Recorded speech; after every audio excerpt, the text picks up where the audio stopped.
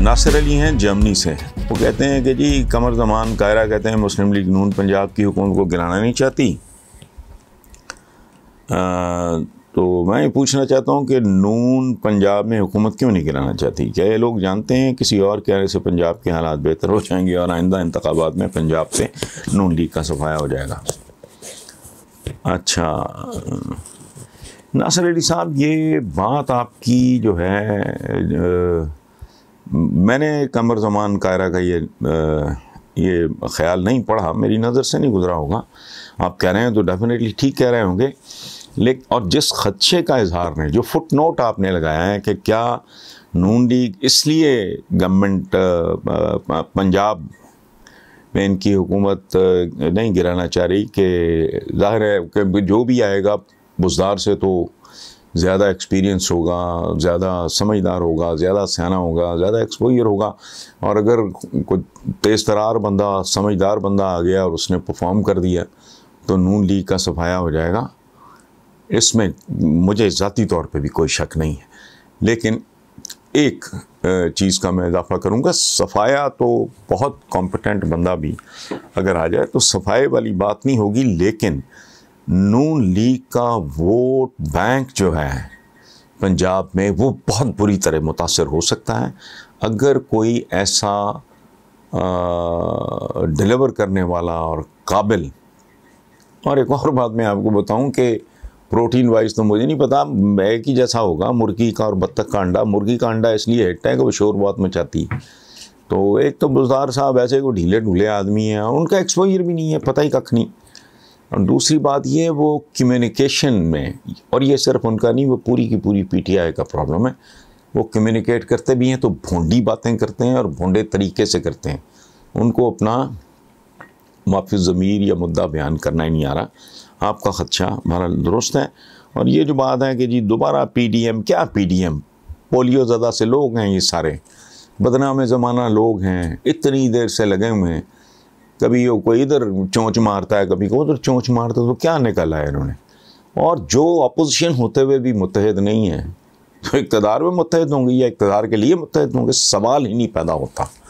ये बोसा हाय मर्ग हैं, अंग्रेज़ी में कहते हैं किस ऑफ डेथ। तो ये सारी जो है ना, ये बोसा हाय मर्ग है। ये अल्लाह इस मुल्क को इनके शर से महफूज रखे। ये पहले बहुत कुछ कर चुके हैं, मैं इसलिए कह रहा हूँ, मेरा गुज़ाती लेना देना तो है नहीं किसी से।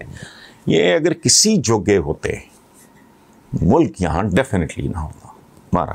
चंद सौ साल पहले जो आज की सुपर पावर है उसका वजूद ही नहीं था। मैं अमेरिका की बात कर रहा हूँ, डिडंट एग्जिस्ट। फिर कभी मुसलमानों का या डंका, आज वो बेचारे 50+ कंट्रीज, औकात ही कोई नहीं, हाल ही कोई नहीं। सो दुनिया का नक्शा हमेशा ही तेज़ी से, अच्छा अब जोग्राफियाई हुदूद के साथ टेम्परिंग ज़रा मुश्किल हो गई है, लेकिन नक्शे की तब्दीली की जो नौइयत है वो बदल चुकी है, वो चलता रहता है। अब पाकिस्तान ने अब अपना ब्लॉक क्या बनाना बेचारे। अभी तो पंगूड़े में आई है मुल्क। अब तक इसको जवान हो जाना चाहिए था, 73 साल उम्र हो गई है, तो अभी तक तो ये बेचारा चलना भी इसने शुरू नहीं किया, टू टेल यू ऑनेस्टली। तो इसने अपना क्या ब्लॉक बनाना है, किसी न किसी ब्लॉक में वो शामिल शुमिल हो जाए तो वही हमारी अचीवमेंट होती है। कल तक फुदकते फिर रहे थे कि जी अमेरिका और ये और वो, आज वो इस बात पे कि जी अब चाइना सुपर पावर बन रहा है। तुम्हारा क्या है?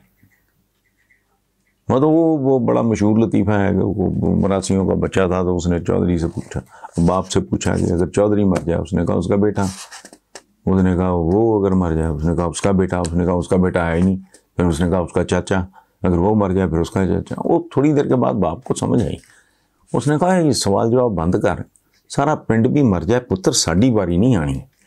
सो को ब्लॉक ज्वाइन कर लेंगे, हम कर लेंगे ना कल अमेरिका के साथ। हाँ जो चाइना नेक्स्ट डोर है, अल्लाह मुबारक करे। ये जुमला मैं आप अंडरलाइन करके रखें। सुपर पावर तो हज़ारों मील दूर हो, भाई मुल्कों में रोमांस नहीं होते, खुद मुसलमान जिसे हम कहते हैं ना बरादर इस्लामी, कोई बरादर शरादर नहीं है, ये बरादर ही थे ना सारे। ज़हीरुद्दीन बाबर, ये उसका बराह रास्त तर्जुमा वो तुर्की में लिखी थी, तो उसके बाबरी फ़ारसी में नहीं है, तर्जुमा कराया गया था। मैं तो बहुत पसंद करता हूँ बाबर को, लेकिन रियलिटी क्या है? पानीपत में क्या हुआ था? उसने सबसे पहला जो सर उतारा था वो इब्राहिम लोदी का था। वो एक तहज्जुद गुजार आदमी था। वो पसंद मुझे बाबर ही है, जिसको हम बाबर बाबर कहते हैं, बाबर है असल में लफ्ज़। तो ये तो एक दूसरे की गर्दनें काटने की कहानी है। बाबर के चचाओं ने उसके साथ क्या किया, बाबर के बाकी रिश्तेदारों ने उसके साथ क्या किया, हम तारीख भरी पड़ी। उसके सगे भाइयों ने उसके साथ क्या किया, उसके बाद हमायूं के भाइयों ने, अच्छा यही ऑटोमन। फिर बनु अब्बास, बनु उमैया, मैं चंद दिन पहले कॉलम में लिखा है कि जब बनु अब्बास ने टेक ओवर किया, उनका तो जो खलीफा, तो उनको कहना ही नहीं चाहिए, जो कोई भी था उसको तो सफ़ा, वो खुद तो सफ़ा कहता था, खून रेस। तो बनु उमैया के मुअज़्ज़िज़ीन को जो माजूल हो चुके थे बुलाया खाने पे, सबको कत्ल कर दिया दावत पे बुला के। ये चंद दिन पहले मैंने तफसीलन लिखा है। उनकी लाशें भी फड़क रही थी, वो पूरी तरह मरे भी नहीं थे। उनके ऊपर दस्तरखान बिछा के किसके वो चमड़े थे। तो बनु अब्बास ने कि जो हुक्मरान थे, जनरल्स ये वो, उन्होंने बैठ के खाना खाया ऊपर नीचे।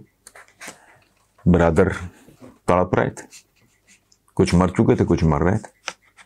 तो ये नहीं होता, रोमांस शोमांस मुल्कों में नहीं होता। ये पहाड़ों से ऊंची तो शहद से मीठी, समुद्रों से गहरी, ये सब सस्ता काम है। लोगों को बेवकूफ़ बनाना, माइलेज लेना, घटिया किस्म की वो चीप पॉपुलैरिटी। मुल्कों के दरमियान कोई रोमांस शोमांस नहीं होता है, ये याद रखें। ज़रूरतों के सौदे होते हैं, जब तक ज़रूरतें रहती हैं सौदे भी चलते हैं, नहीं तो फिर पता नहीं क्या होता है। बहरहाल पाकिस्तान एक बेचारे ने क्या ब्लॉक बनाना है, और दुनिया का नक्शा कोई तेज़ी से तब्दील नहीं हो रहा। दुनिया जब से बनी है इसके नक्शे इसी तरह तब्दील हो रहा है।